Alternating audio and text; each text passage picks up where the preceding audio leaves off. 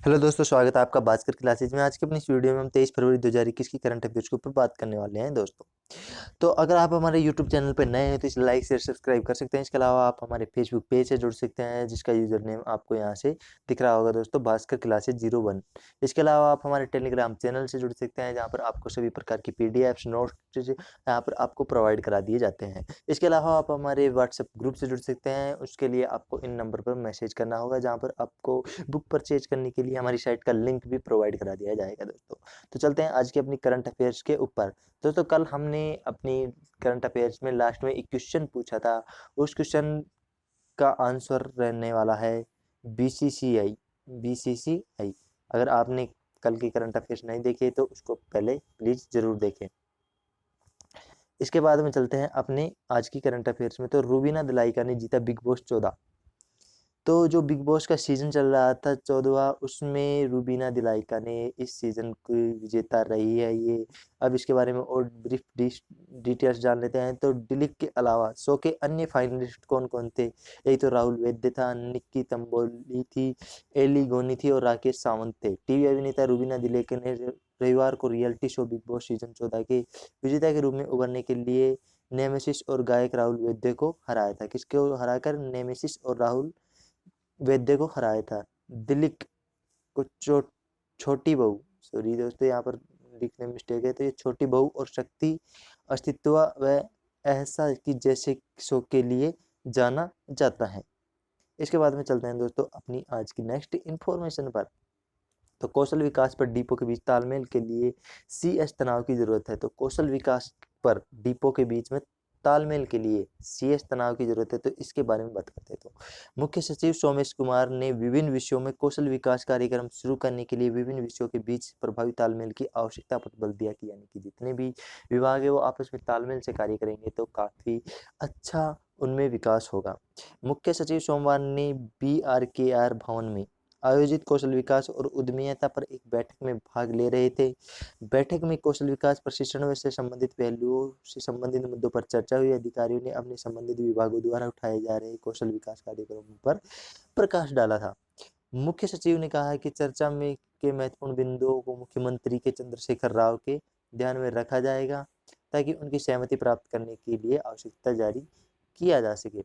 इसके अलावा दोस्तों हम आज की तीसरी इन्फॉर्मेशन में बात करते हैं। तो ब्रिक्स शिखर सम्मेलन के लिए चीनी राष्ट्रपति शी जिनपिंग भारत आ सकते हैं।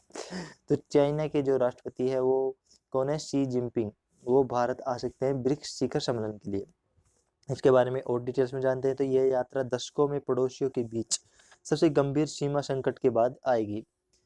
काफी दशकों में सबसे सीमा संकट रहने वाला रहा है भारत और चाइना का। इस सीमा संकट के बाद में ये सम्मेलन की बात यहाँ पर आती है। तो चीन के राष्ट्रपति शी जिनपिंग ब्रिक्स में कौन कौन से देश सम्मिलित किए गए हैं? तो ब्राजील है, एक रूस है, भारत है, चीन है और दक्षिण अफ्रीका है के नेताओं की बैठक में भाग लेने के लिए इस वर्ष की दूसरी छमाही में भारत की यात्रा पर आ सकते हैं, अगर शिखर सम्मेलन व्यक्तिगत रूप से आगे बढ़ता है जैसा कि उम्मीद की जा रही है दोस्तों। इसके अलावा आज की जो नेक्स्ट इन्फॉर्मेशन है उसके ऊपर बात करें तो भारत में मॉरिशस को रक्षा परिसंपत्तियों को खरीद को सुविधाजनक बनाने के लिए $100 मिलियन लाइन क्रेडिट प्रदान करता है। इसके बारे में बात कर लेते हैं। तो मॉरिशस की समुद्री निगरानी क्षमताओं को बढ़ाने के लिए दोनों पक्षों में डोनियर विमान और ध्रुव हेलीकॉप्टर के प्रावधान पर पत्रों का आदान प्रदान किया। भारत ने सोमवार को मॉरिशस को रक्षा संपदा की खरीद के लिए कितने डॉलर दोस्तों? $100 बिलियन की लाइन ऑफ क्रेडिट की पेशकश की है। और दोनों देशों ने विदेश मंत्री एस जयशंकर, जो अपने भारत के मंत्री है, विदेश मंत्री है, और मॉरिशस के प्रधानमंत्री कौन है? प्रवीण जुगुतत के बीच वार्ता के बाद एक व्यापक आर्थिक सहयोग साझेदारी समझौते पर हस्ताक्षर ये किए गए हैं दोस्तों। इसके बाद में चलते हैं अपनी नेक्स्ट इन्फॉर्मेशन पर।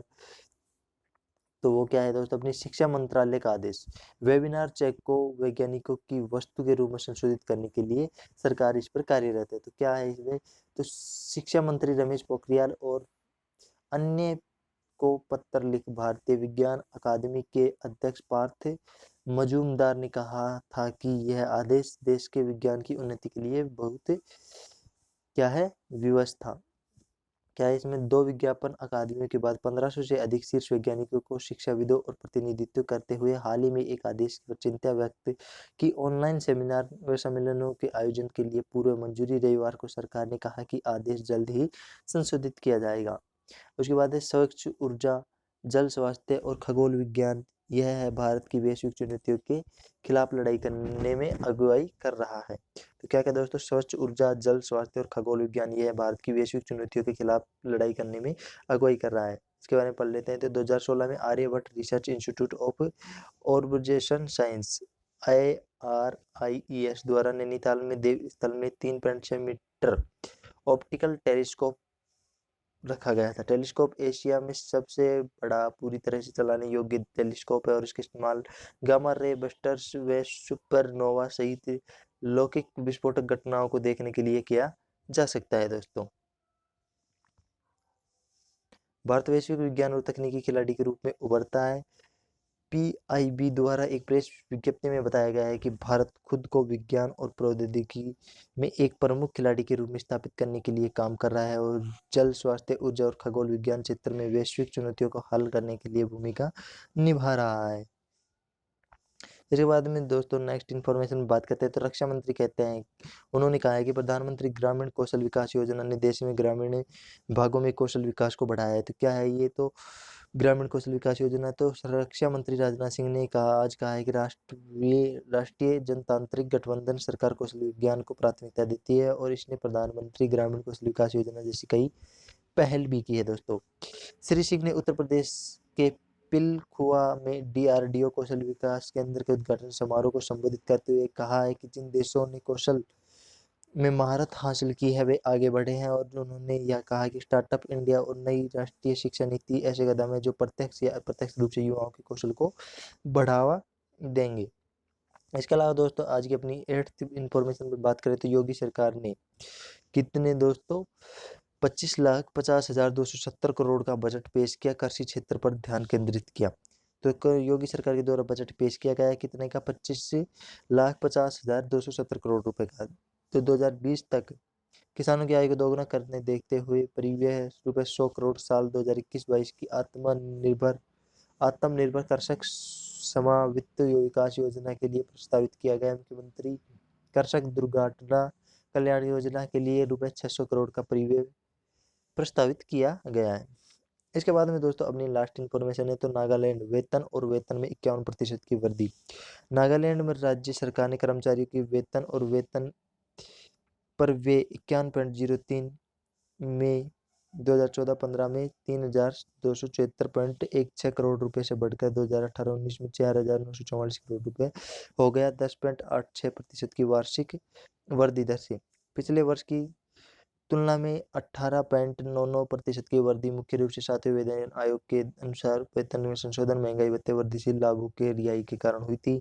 31 मार्च 2019 को समाप्त होने वाले वर्ष के लिए भारत के नियंत्रक और महालेखा परीक्षक के राज्य वित्त लेखा रिपोर्ट में ये कहा गया था। इसके बाद में दोस्तों लास्ट इन्फॉर्मेशन अपनी, तो राज्य के विकास के लिए सरकार सहयोग चाहती है। CM उपलब्धियों और योजनाओं की घोषणा करते हैं। तो ईटानगर 21 फरवरी अरुणाचल का 35वां राज्यत्व दिवस 20 फरवरी को पूरे राज्य में धूमधाम से बनाया जाएगा। कब बनाया जाएगा दोस्तों? 20 फरवरी को। 20 फरवरी को ये बनाया जा चुका है दोस्तों, तो पूरे राज्य में धूमधाम से बनाया गया है। ईटानगर के राज्यपाल BD मिश्रा ने IG पार्क में राष्ट्रीय ध्वज फहराया और गार्ड ऑफ ऑनर की सलामी ली। लोगों को अपने संशोधन राज्यपाल ने अरुणाचल के प्रगति के लिए नागरिकों के सहयोग और योगदान मांगा। कोविड-19 के बारे में बोलते हुए उन्होंने राज्य में अधिकतम वसूली दर और न्यूनतम मृत्यु दर के रिकॉर्ड के लिए सीमावर्ती कार्यकर्ताओं की सराहना भी की है।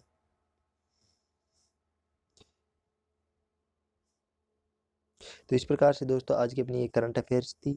मिलते हैं एक नेक्स्ट वीडियो में एक नेक्स्ट अपडेट के साथ। धन्यवाद।